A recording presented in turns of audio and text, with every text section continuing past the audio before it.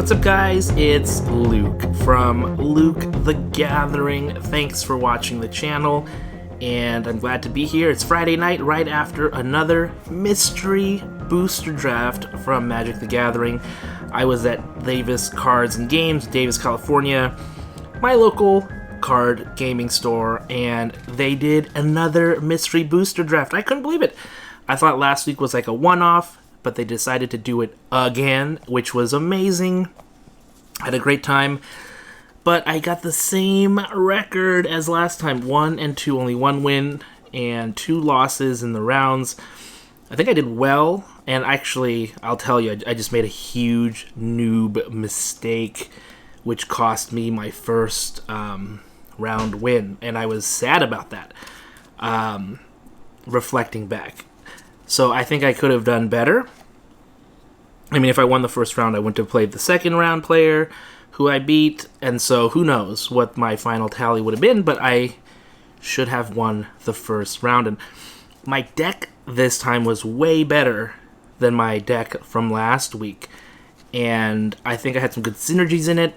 I'm going to share the deck with you. We're going to take a look at what I drafted, and you can let me know what you thought of it.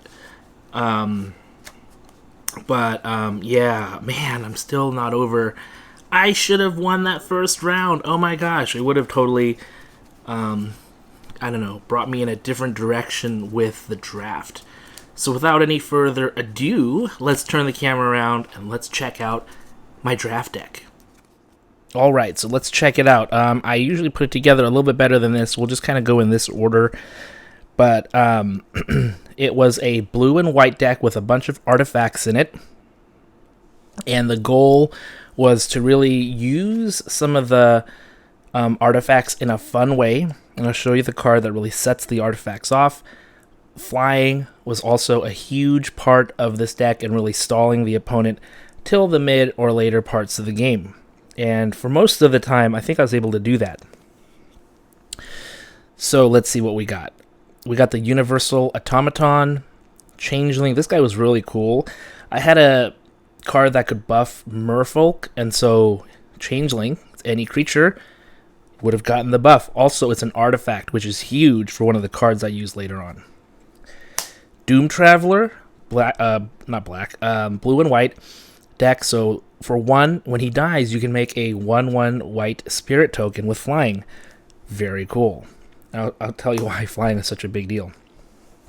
Mer Retriever. This one helps get a target artifact back from the graveyard. And cheap cost, only 2. Really nice. So more artifacts. This one, Frilled Sea Serpent, probably didn't have to be in the deck. I liked that maybe as a late game, this guy could have really done well. For 7 mana, he can't be blocked. 4/6. Pretty powerful thing here. Short Sword actually did a lot of work for me. It's a 1 casting artifact. Gets +1/+1 on a creature. This put in a good amount of work today. Really nice. Mistmeadow Witch didn't do a lot, but whenever Mistmeadow Witch did hit the battlefield, they always wanted to remove it because kind of scary. Look at this. 2 white-blue. Exile target creature. Return that card to the battlefield under its owner's control at the beginning of the next end step.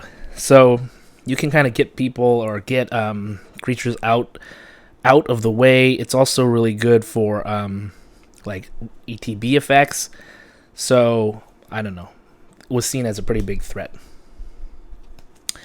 Sealock monster. So 5 for a 5/5, not bad. But can't attack unless defending player controls an island.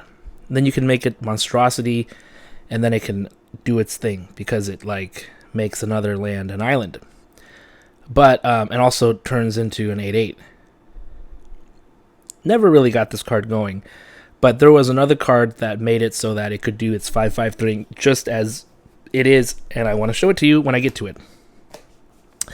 Sanctum Gargoyle actually did a lot of work for me as a flyer. 2/3 in the air. Really nice, sort of mid-rangey flyer. Just did work. Not hard to cast with, 3 and a white, and was able to get out there. This is why actually I liked my artifacts, because look at this. This is one of those playtest cards. For 4, you upgrade. It says this creature enters the battlefield covering another artifact you control. So I probably wouldn't have covered up Sanctum Gargoyle, something else. But let's say I did that. If you can't exile it, okay, you wouldn't play it, of course. Ignore the artifact it's covering. Anywhere this card goes, cards underneath it also go. It has haste. So for 4, you turn an artifact into a 6/6 creature with haste. And so that's why I was looking for all those 1-drop creatures when I was drafting, so I could turn them into weaponized scrap.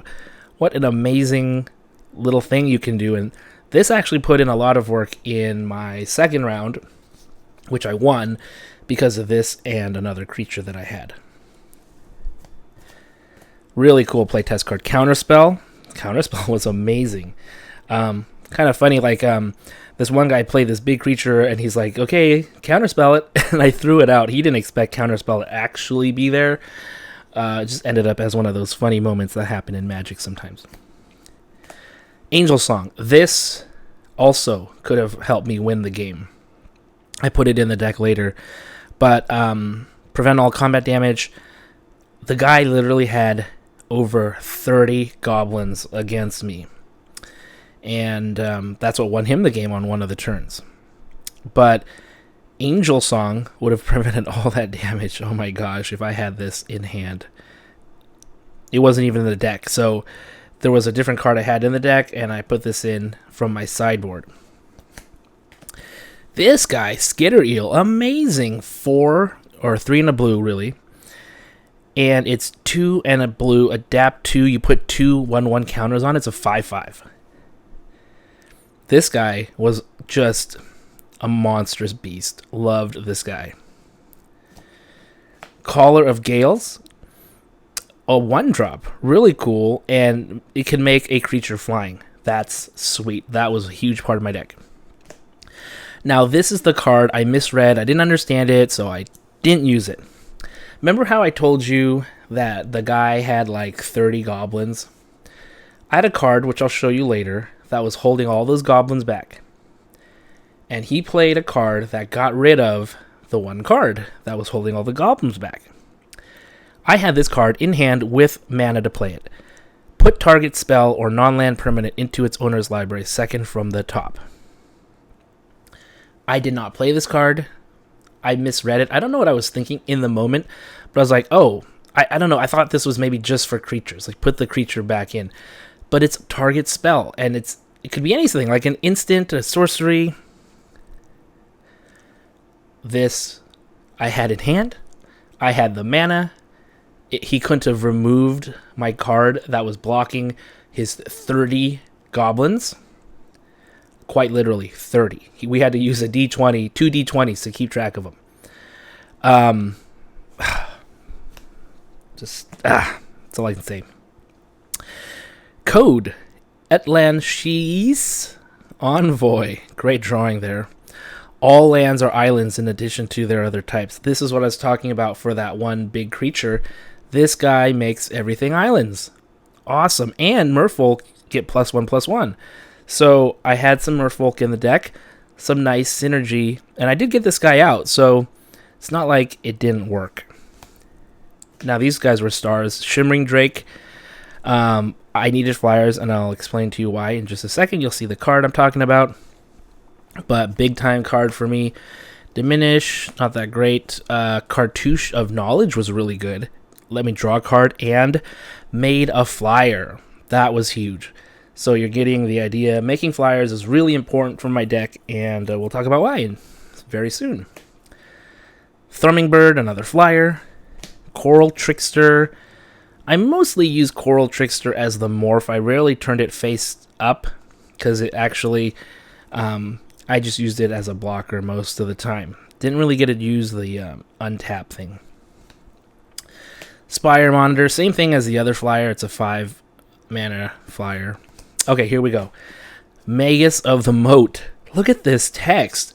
Creatures without flying can't attack. I mean, that's all it says. Creatures without flying can't attack. So my friend over there with 30 goblins, literally 30 goblins, could not attack me.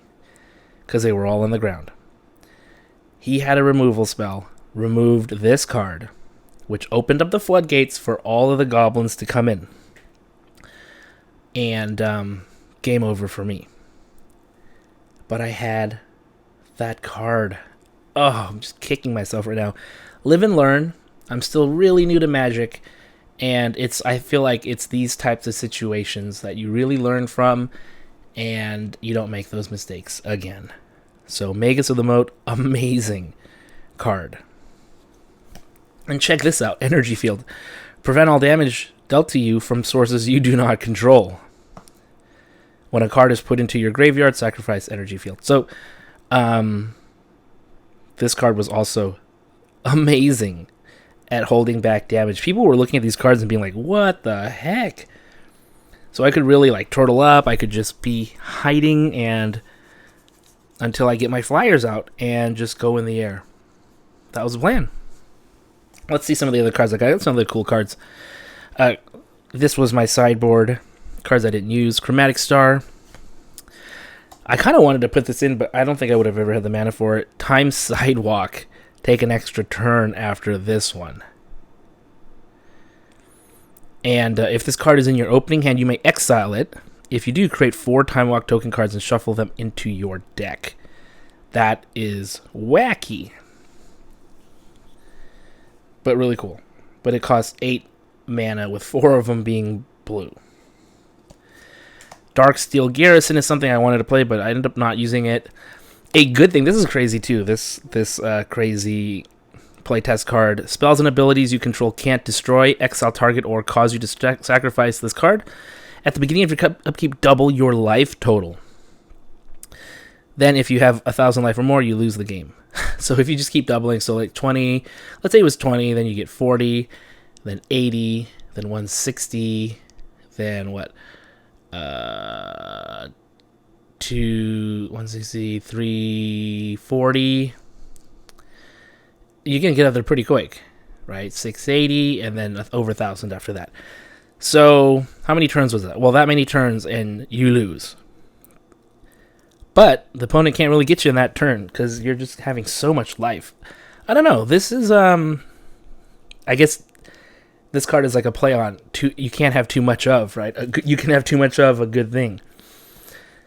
Okay, we also had Choking Tethers, Mind Sculpt, Visitor from Planet Q. This card, hilarious looking.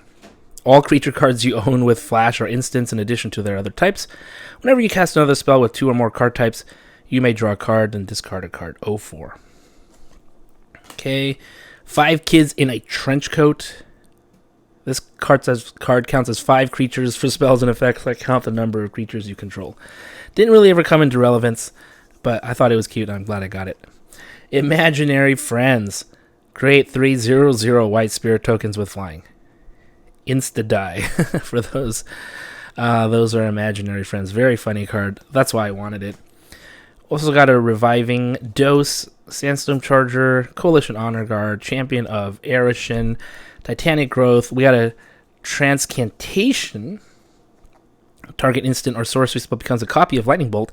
Its controller may choose new targets for it. I just picked it up because it was playtest card, and I think they're really cool. Esper Charm, Singer, Vampire, Riptide Crab, Youthful Scholar, Elixir of Immortality, Soothsaying, and for playing, they gave us these promo cards, Dig Through Time, which we've gotten before, but it's cool. I mean, I'll take promo cards all day long. For my 1 win, I got 1 Mystery Booster Pack, which I haven't opened yet, so we're going to share the experience together. I also got 3 more just at the store. I just bought them. They were selling them. And so, let's see what we get. Feet of Resistance, Sandstorm Charger, Singing Bell Strike, Brainstorm, Walk the Plank, Renegade Demon, Bloodfire Expert, Fire Elemental, Mantle of Webs, Broken Bond, Thought Erasure, Mirror Sire. Oh, we got a Planeswalker, Sorin Markov. Let's see. I don't know any of these. So, +2, Sorin Markov deals 2 damage to target creature or player, and you gain 2 life. That's not bad. -3, target opponent's life total becomes 10. Okay. -7. You control target player's next turn. Okay, interesting. I'm not sure how we would use that. Okay. Mimic Vat. Whenever a non-token creature dies, you may exile that card. If you do, return each other card exiled with Mimic Vat to its owner's graveyard. Okay, 3. Tap. Create a token that's a copy of a card exiled with Mimic Vat. It gains haste, exiled beginning of the next end step. Interesting. So there's that. Oh, Yawgmoth's Testament. Let's see. Sorcery. 2 and a black. Until end of turn, you may play face-up cards you own from exile. If a card would be put into your graveyard or exile from anywhere this turn, put it on the bottom of your library instead. Okay, interesting. Yawgmoth Testament. Okay. And here are the 3 boosters I bought just afterwards, just to get a few more. We'll look through them and see if we get anything good. Ondu War Cleric, and you can kind of get an idea of what's in here. Gleam of Resistance, Crush Descent, Seagate Oracle, Subtle Strike, Fallen Angel. Cool. Wayward Giant, Lightning Shrieker, Creeping Mold, Scatter the Seeds, Flamekin Zealot, Implement of Malice, Tower of Eons. I feel like this is a pretty common rare to get. Mirror Entity, Changeling. Till end of turn, creatures... Oh, I've seen this one before. And Chimney Goyf, Flying. Chimney Goyf's power is equal to the number of card types among cards in all graveyards, and its toughness is equal to that number plus 1. Okay. When he dies, target opponent puts a card from their hand on top of their library. Interesting. Chimney Goyf. All right.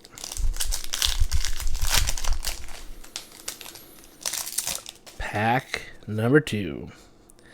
Abzan Runemark, Angel of Mercy, Calculated Dismissal, Snap, Coat with Venom, Catacomb Crocodile, Wall of Fire, Smash to Smithereens, Rampant Growth, Colney Heart Expedition, Warcran Assassin, Ghost Quarter. Okay, and then we got Rith the Awakener, Legendary Creature Dragon. I actually have this. I pulled this the other time. Living Death. And Mana Abundance. If a player would add mana instead, all players add that mana. Ooh, interesting. Okay. Interesting. Kind of like a shared pool of mana. Alright, final pack. Stonehaven Medic, Intrusive Pack Beast, Ojutai's Breath, Concentrate, Dark Dabbling, Dread Drone, Granitic Titan, Gut Shot, Quiet Disrepair, Krosan Tusker, Boros Challenger, Bomat Bazaar Barge, Volunteer Reserves, and we got a Mythic, Nissa, Voice of Zendikar. +1, put an 0/1 green plant creature token onto the battlefield. -2, put +1/+1 on each creature you control. Wow. -7, gain X life and draw X cards, where X is the number of lands you control. Okay. And Chronobot. When Chronobot enters the battlefield, switch upkeep steps with target opponent for as long as it remains on the battlefield. Switch upkeep steps with target opponent. That seems like it'll make the game really feel strange. Okay, got to think about that one. Anyways, that's what we got. Thanks for watching. Thanks for listening, sticking around, listen to me talk about the mystery booster draft. Hope you guys have a great day. I'll see you next time.